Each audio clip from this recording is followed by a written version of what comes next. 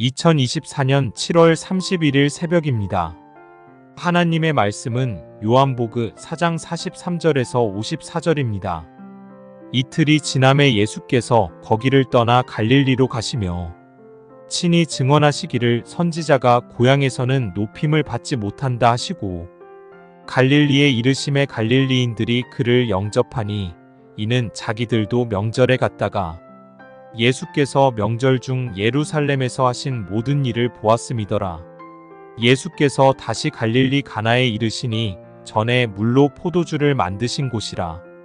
왕의 신하가 있어 그의 아들이 가버나움에서 병들었더니 그가 예수께서 유대로부터 갈릴리로 오셨다는 것을 듣고 가서 청하되 내려오셔서 내 아들의 병을 고쳐주소서 하니 그가 거의 죽게 되었음이라. 예수께서 이르시되 너희는 표적과 기사를 보지 못하면 도무지 믿지 아니하리라. 신하가 이르되 주여 내 아이가 죽기 전에 내려오소서. 예수께서 이르시되 가라 내 아들이 살아있다 하시니 그 사람이 예수께서 하신 말씀을 믿고 가더니 내려가는 길에서 그 종들이 오다가 만나서 아이가 살아있다 하거늘 그 낫기 시작한 때를 물은즉 어제 7시에 열기가 떨어졌나이다 하는지라. 그의 아버지가 예수께서 내 아들이 살아있다 말씀하신 그때인 줄 알고 자기와 그 온 집안이 다 믿으니라. 이것은 예수께서 유대에서 갈릴리로 오신 후에 행하신 두 번째 표적이니라. 하나님 말씀을 증거하겠습니다. 오늘 본문을 보니까 왕의 신하의 그 아들이 이제 가버나움에서 병들어 가지고 거의 이제 죽게 되었던 거죠. 그래서 예수님이 이제 계신 갈릴리 가나까지 오게 됩니다. 당시에 그 왕은 헤롯 안티파스였겠죠. 그 신하의 아들이 병들어 가지고 이제 안타까워서 직접 주님을 찾아온 것입니다. 근데 이렇게 오늘 본문에 보니까 47절을 한번 보십시오. 그가 예수께서 유대로부터 갈릴리로 오셨다는 것을 듣고 가서 청하되 내려오셔서 내 아들의 병을 고쳐 주소서 하니 그가 거의 죽게 되었습니다.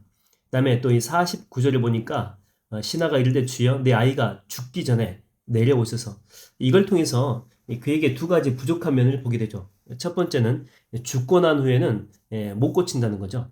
못 고친다. 그래서 죽기 전에 빨리 살아있을 때 주님을 모셔가야 되겠다 이런 마음입니다. 그러니까 예수님에 대한 제한된 생각을 가지고 있는 것이죠. 근데 주님은 우리가 알다시피 죽은 나사로를 살렸듯이 또 과부의 죽은 아들도 살렸듯이 죽음도 이기시는 분이다라고 하는 것입니다. 두 번째 이게 부족한 면이 뭐냐면 직접 가야 된다는 거야. 직접 가가지고 그 아들을 보고 안수를 하든지 아니면 그 치유 어떤 행위라든지 기도문을 외우든지 아무튼 직접 가야 된다라고 하는 것이죠. 보고 고치라는 것입니다. 그래서 주님을 이렇게 모셔가려고 온 것입니다. 근데 여러분 주님은요 말씀으로 세상을 창조하셨듯이 직접 가지 않고서도 고칠 수가 있다라고 하는 것이죠. 이 본문 그 앞에 나온 그 사마리아 사람들을 보게 되면 원래 사마리아 사람들 믿음 없다라고 생각했거든요. 근데 오히려 믿음이 좋아요 하는 행동을 보게 되면 그분의 말씀으로 인하여 믿었다 이렇게 나와요. 그러니까 말씀만으로도 믿었다 이렇게 나옵니다. 근데 대조적으로 갈릴리의 그 대표격으로 나온 그 왕의 신하는 그 말씀만으로는 믿지 못한 거죠. 갈릴리보다 신앙이 없다라고 지탄받던 그 사마리아 사람들이 훨씬 더 믿음이 크다라고 하는 것입니다. 근데 이 본문을 또 이렇게 쭉 보다 보니까 주님이 그 신하를 그냥 보냈는데 이 신하가 또 순종하고 그냥 가는 그런 모습이 나오게 됩니다. 이게 가능했던 이유가 뭐냐면 신앙이 없던 그가 주님을 보고 난 후에 믿음과 신앙이 생겨나게 되었다라고 하는 것이죠. 우리도 마찬가지 아닙니까? 기도하기 전에는 믿음이 없어요.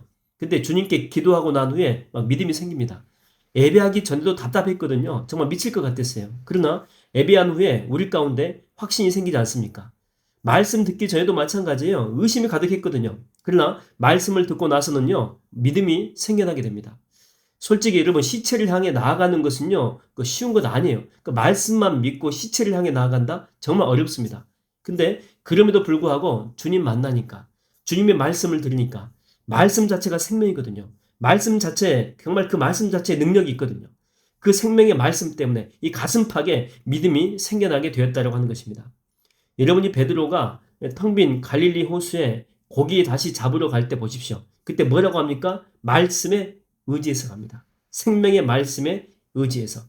여러분 그 실로하면서도 마찬가지 아니에요? 그 눈먼 시각 장애인이 실로함으로 갈 때 그냥 간 게 아니고 말씀에 의지해서 그곳까지 가는데 그 실로암까지 가는 그 길 자체가 평탄하지 않습니다. 뭐 이렇게 내리막길도 있고 중간중간에 장애물도 많거든요. 그럼에도 불구하고 말씀에 의지해서 갔다니까요. 중풍병자도 보십시오. 일어서지 못하는 사람이거든요. 근데 말씀에 의지해가지고 끙 하고 일어선 거예요. 일어서려는 의지를 보인 거죠. 기적이 일어나고 나서가 아니고 기적이 일어날 줄 믿고 먼저 행동한 것입니다. 요단강이 갈라질 때도 마찬가지 아니에요? 갈라질 줄로 믿고 물에 발을 먼저 담근 것입니다. 그러니까 만일에 행동하지 않았다면 아무런 기적도 일어나지 않았겠죠. 그 아브라함도 마찬가지 아닙니까? 아브라함도요, 뭐 다 이렇게 청사진 보여주고, 뭐 어떤 계획들을 보내주고 가라 한 게 아니고, 믿음으로 가래, 믿음으로. 여러분, 믿음은요, 우리 눈에 보이는 것 아닙니다. 우리의 이성으로도 가늠할 수가 없죠. 아니, 오히려 더 아닌 것 같을 때가 훨씬 더 많아요. 왜냐하면, 가라고 하는 곳이 영광의 자리면 쉽게 순종하겠는데, 대부분은요, 전부 다 광야입니다, 광야. 이 좁은 길이에요. 십자가의 길이죠. 그래서 이게 헷갈리는 것입니다. 이게 정말 과연 맞는 것인가? 그럼에도 주님은 가라고 하는 것이죠. 광야길로 가라고 하는 것입니다. 본문의 그 신하처럼 병자가 마치 나은 것처럼 생각하고 그에게 가라고 하는 것입니다. 여러분, 믿음은 언제 필요합니까? 상식을 요구할 때는요, 믿음이 필요 없죠. 뭐 상식적으로 납득이 갈 때는 믿음이요, 무슨 의미가 있겠습니까? 그런데 우리 이성과 상식이 더 이상 통하지 않는 그런 상황이거든요. 근데 하나님이 바로 그때 일하라고 하실 때, 그때 우리에게 믿음이 필요하다라고 하는 것이죠. 믿음 없으면은요, 그 못한다니까요. 저희 그 막내가 이제 어릴 때인데 함께 놀면서 이 거실장에 이렇게 올려놓은 적이 있습니다. 아주 이제 조그만 할 때죠. 그래서 이렇게 제가 이제 밑에 있고 이제 받쳐줄 테니까 그 막내 보고 뛰어내려봐, 내려봐. 그런데 처음에 얘가 그 아래를 보니까 뭐 천길 낭떠러지 아닙니까? 못하는 거예요. 막 불안하기도 하고 무서워서. 그때 제가 이게 뭐라고 했냐면은요, 야, 밑에 보지 말고 아빠만 봐, 아빠. 나만 봐. 그랬어요. 나만 봐. 밑에 보지 말고. 저를 보니까 얘가요, 저를 보고 쑥 뛰어내리는 거예요. 여러분, 오늘 주님은요, 우리에게 믿음을 요구하실 수가 있어요. 우리가 볼 때 그는 정말 어이가 없고 천길 낭떠러집니다. 정말 당황스러울 수도 있어요. 그래서 분명한 주님의 음성 앞이지만은요, 머뭇거릴 때가 있습니다. 근데 여러분, 그 천길 낭떠러지 보지 마십시오. 그 환경도 보지 마십시오. 그저 주님만 바라보십시오. 주님 바라보게 되면은요, 우리는 용기 얻을 수 있습니다. 그리고 믿음으로 뛰어내릴 수가 있다라고 하는 것이죠. 그래서 여러분, 오늘 또 다른 거 보지 마십시오. 주님만 바라보십시오. 주님만. 그리고 그 주님의 음성에 순종하면서 하나님이 주시는 그 기적을 맛보는 성령 충만한 하루가 되기를 주의 이름으로 축원드립니다.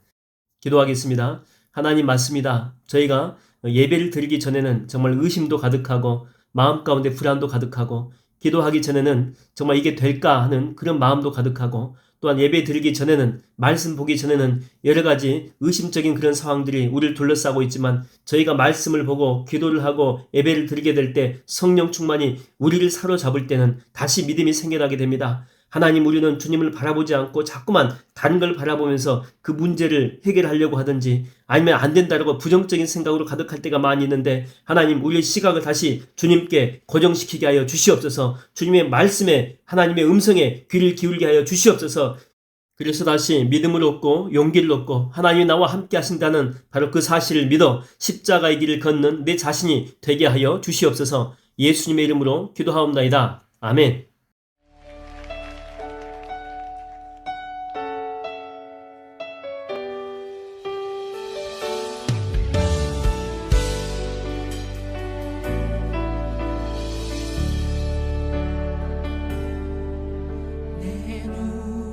주의 영광을 보내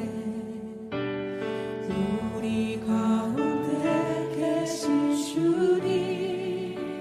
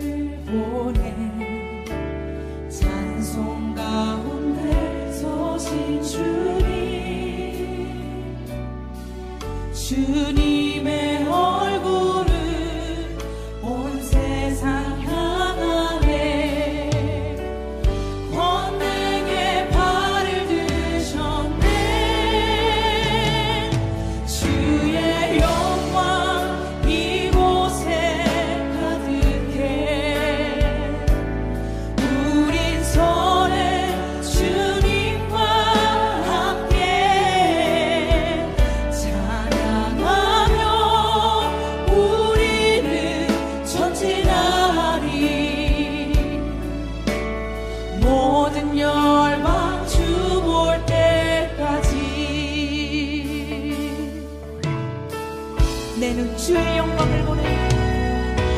내 눈 주의 영광을 보내. 우리 가운데 계신 주님 그 빛난 영광 온 하늘 덮고 그 찬송 온 땅 가득해. 내 눈 주의 영광을 보내.